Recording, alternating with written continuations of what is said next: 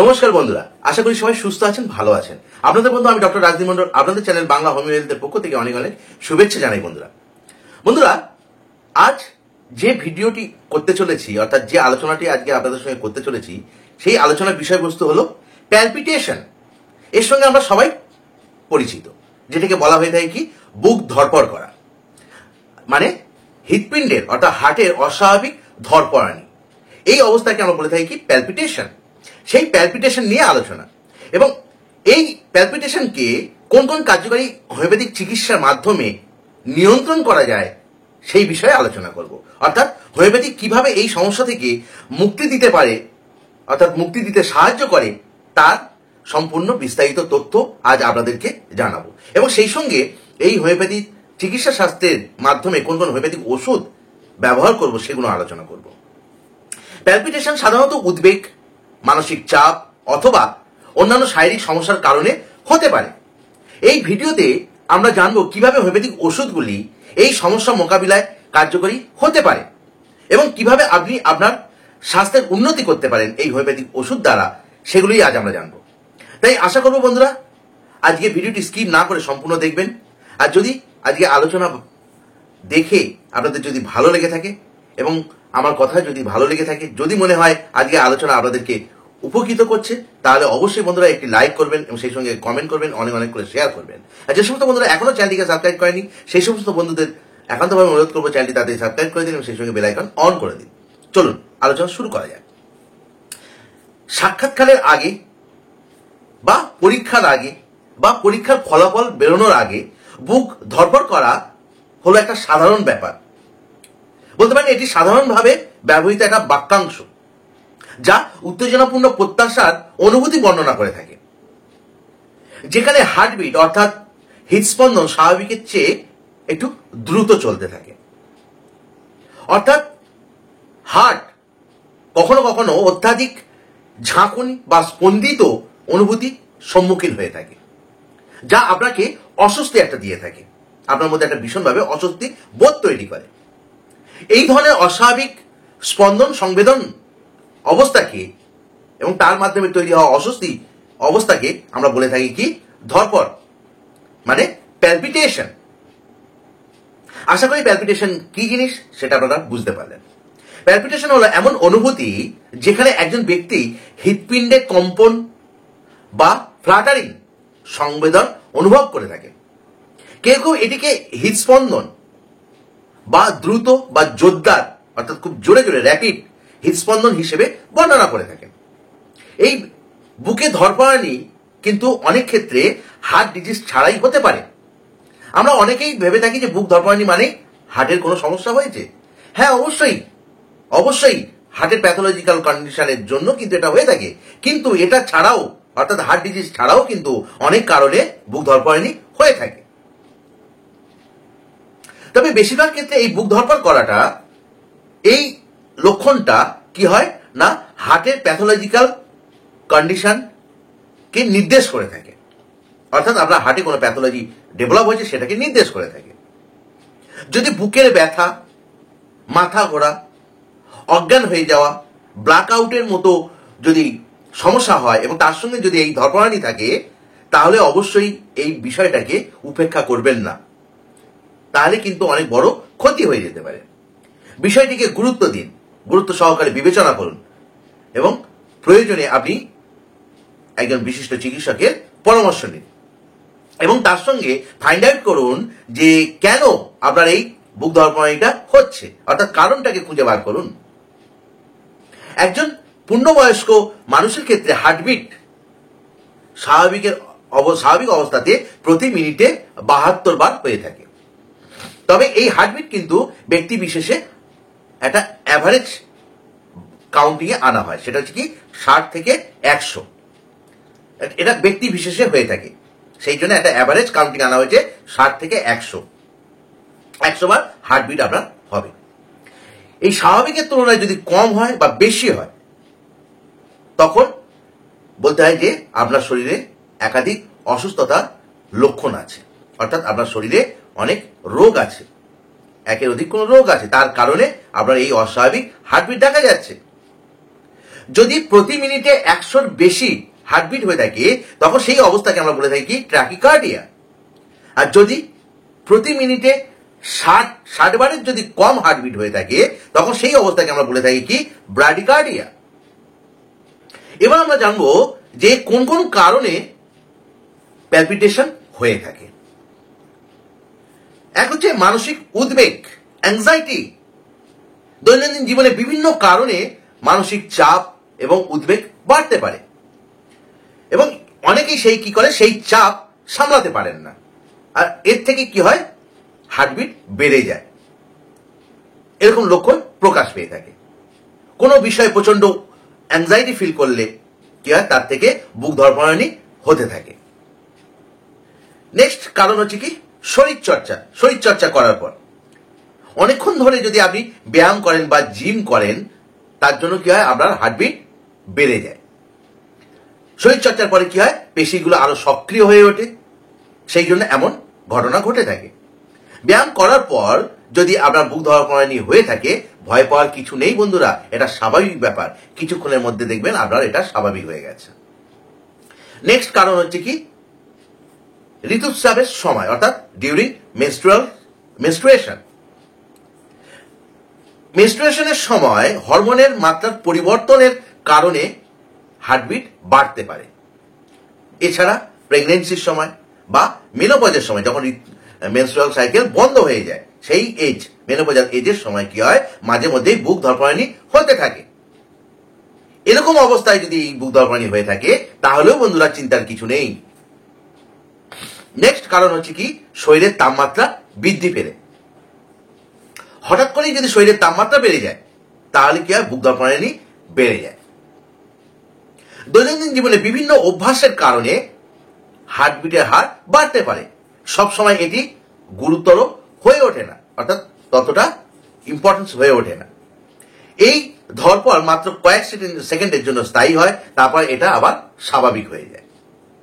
তবে এই সমস্যা যদি তখনই মারাত্মক হয়ে ওঠে যখন এই সমস্যার সঙ্গে যদি কিছু উপসর্গ বা কিছু লক্ষণ দেখতে পান।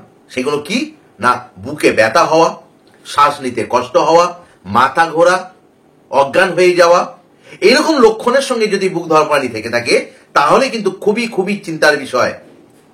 তাহলে এরকম অবস্থা যদি আপনার দেখা দেয় দেরি না করে অবিলম্বে চিকিৎসকের পরামর্শ নিন, না হলে কিন্তু অনেক বড় বিপদ ঘটে যেতে পারে। তাই এই বিষয়টা অবশ্যই অবশ্যই মাথায় রাখবেন বন্ধুরা। তো বন্ধুরা এবারে হচ্ছে কি যদি বুক ধড়ফড়ানি হয়ে থাকে তাহলে কি কি পরীক্ষা করা দরকার, অর্থাৎ আপনার হার্টের জন্য হচ্ছে, হার্টের কোনো প্যাথোলজি চেঞ্জ হওয়ার জন্য হচ্ছে না অন্য কোনো কারণে হচ্ছে, সেটাকে ফাইন্ড আউট করার জন্য আপনাকে অবশ্যই একটি ইসিজি করতে হবে, ইকোকার্ডিওগ্রাম করতে হবে, ইটিটি টেস্ট করতে হবে অর্থাৎ এক্সারসাইজ টলারেন্স টেস্ট করতে হবে, থাইরয়েড ফাংশন টেস্ট করতে হবে। এই টেস্টগুলো অবশ্যই অবশ্যই করা দরকার। তাহলে আপনি বুঝতে পারবেন যে এই বুক ধড়ফড়ানির জন্য দায়ী কে, হরমোনাল ইমব্যালেন্স অর্থাৎ থাইরয়েড গ্ল্যান্ডের ডিসফাংশন, নাকি হার্টের ডিসফাংশন, না অন্য কোনো কারণ। তো বন্ধুরা এবার আমরা জেনে নিই যে এই বুক ধড়ফড়ানি কমাতে গেলে কি কি ব্যবস্থা অনুসরণ করাটা উচিত। এর জন্য আপনাকে কি করতে হবে, অতিরিক্ত দুশ্চিন্তা ও ডিপ্রেশন থেকে বেরিয়ে আসতে হবে। এটাকে যদি আপনি নিজেকে নিজে কাউন্সিল করে যদি না কমাতে পারেন তাহলে অবশ্যই রিল্যাক্সেশন এক্সারসাইজ করুন, যোগা করুন, দেখবেন আপনি এই জায়গা থেকে বেরিয়ে আসতে পারছেন। এছাড়া অতিরিক্ত কফি পান থেকে দূরে থাকুন, পান খাওয়া থেকে দূরে থাকুন, অতিরিক্ত চা খাওয়া থেকে দূরে থাকুন। এছাড়া যদি বুক ধড়ফড়ানি সুনির্দিষ্ট কোনো কারণ পাওয়া যায় তবে সেই অনুসারে চিকিৎসা গ্রহণ করাটা শুরু করে দিন।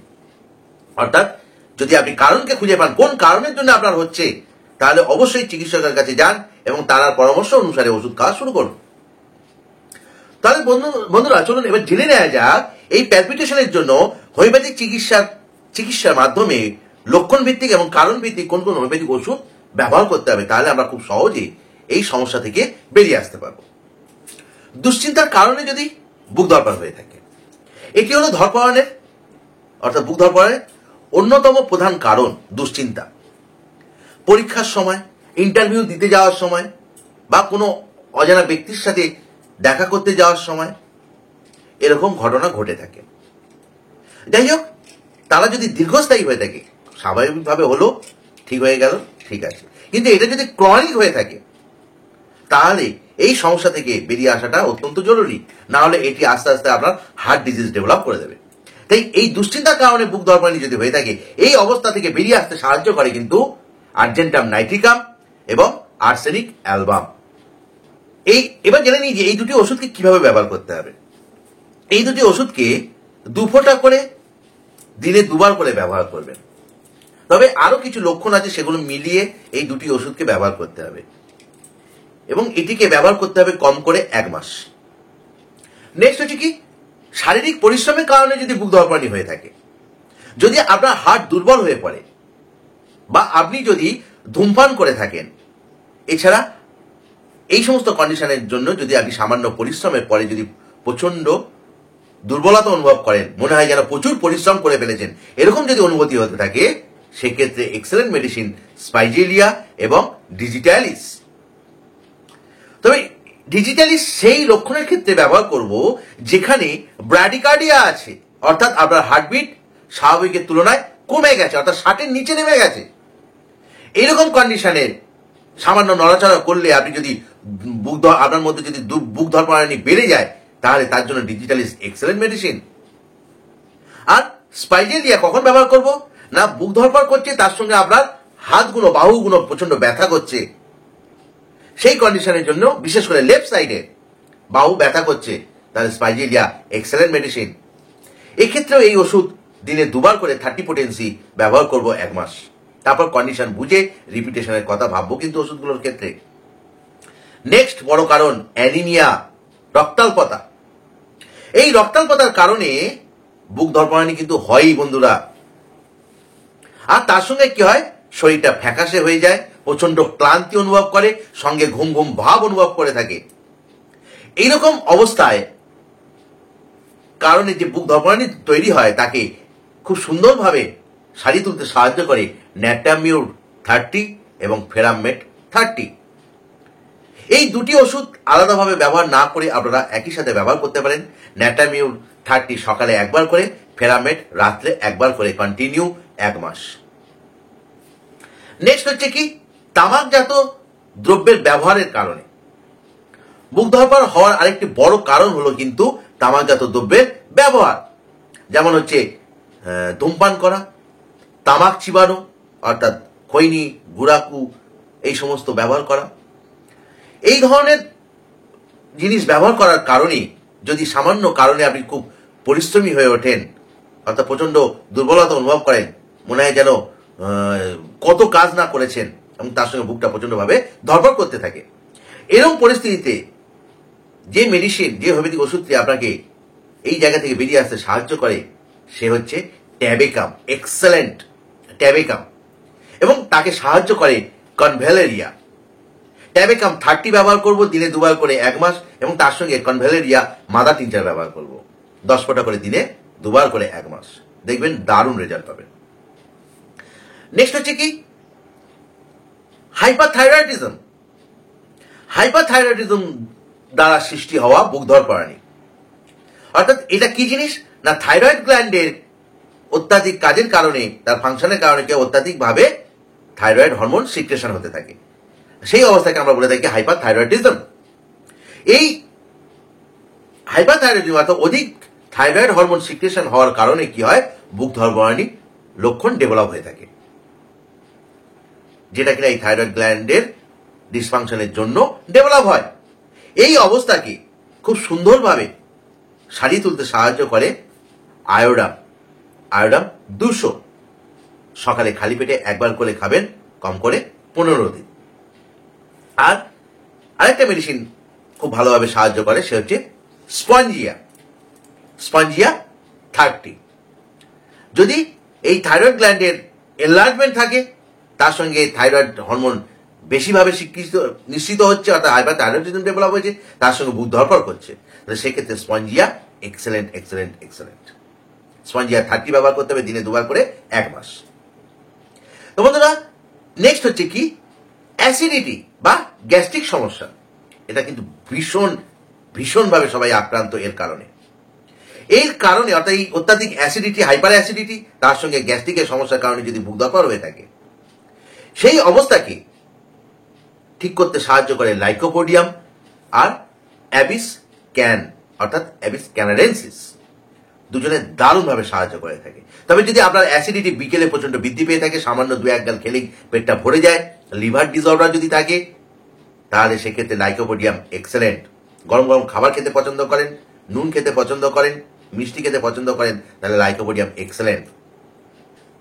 আর এরকম লক্ষণ যদি না থাকে, অ্যাসিডিটি হচ্ছে, প্রচন্ড গ্যাস হচ্ছে, তার থেকে বুক ধরফর করছে, তাহলে অ্যাবিস ক্যানাডেন্সিস ব্যবহার করবেন, দেখবেন দারুণ রেজাল্ট পাবেন।